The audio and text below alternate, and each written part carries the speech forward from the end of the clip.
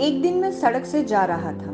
रास्ते में एक जगह बोर्ड लगा था, ईश्वरीय किराने की दुकान। मेरी जिज्ञासा बढ़ गई, क्यों ना इस दुकान पर जाकर देखूं इसमें बिकता क्या है। जैसे ही ये ख्याल आया, दरवाजा अपने आप खुल गया। जरा सी जिज्ञासा रखते हैं तो द्वार अपने आप खुल जाते हैं, खोलने नहीं पड़ते। मैंने खुद को दुकान के अंदर पाया। मैंने दुकान के अंदर देखा, जगह जगह देवदूत खड़े थे। एक देवदूत ने मुझे टोकरी देते हुए कहा, मेरे बच्चे, ध्यान से खरीदारी करना, यहाँ सब कुछ है जो एक इंसान को चाहिए। देवदूत ने कहा, एक बार में टोकरी भरकर ना ले जा सके तो दोबारा आ जाना, फिर दोबारा टोकरी भर लेना। अब मैंने सारी चीजें देखी। सबसे पहले धीरज खरीदा, फिर प्रेम, फिर समझ, फिर एक दो डिब्बे विवेक के भी ले लिए। आगे जाकर विश्वास के दो तीन डिब्बे उठा लिए। मेरी टोकरी भरती गई।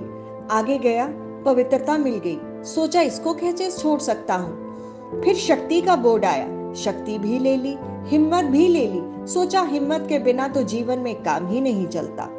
थोड़ा और आगे सहनशीलता ली, फिर मुक्ति का डिब्बा भी ले लिया। मैंने वो सब चीजें खरीद ली जो मेरे प्रभु जी मालिक को पसंद है। फिर एक नजर प्रार्थना पर पड़ी, मैंने उसका भी एक डिब्बा उठा लिया। वो इसलिए कि सब गुण होते हुए भी अगर मुझसे कभी कोई भूल हो जाए तो मैं प्रभु से प्रार्थना कर लूंगा कि मुझे भगवान माफ कर देना। आनंदित होते हुए मैंने बास्केट को भर लिया। फिर मैं काउंटर पर गया और देवदूत से पूछा, सर मुझे इन सब सामान का कितना बिल चुकाना होगा। देवदूत बोला, मेरे बच्चे, यहाँ बिल चुकाने का ढंग भी ईश्वरीय है। अब तुम जहां भी जाना, इन चीजों को भरपूर बांटना और लुटाना। जो चीज जितनी ज्यादा तेजी से लुटाओगे, उतना तेजी से उसका बिल चुकता होता जाएगा और इन चीजों का बिल इसी तरह से चुकाया जाता है।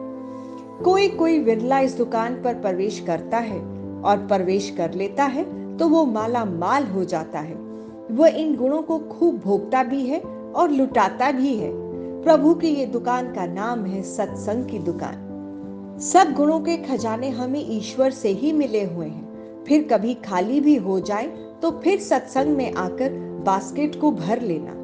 इस कहानी का सार है कि अगर आप इन सभी चीजों को अपने अंदर रखते हैं और दूसरों को ये बांटते हैं, बांटने से ही वो ज्यादा बढ़ती हैं और आपको जिंदगी में आगे बढ़ाती हैं। फिर वो प्यार हो, सहनशीलता हो, धीरज हो, हिम्मत हो।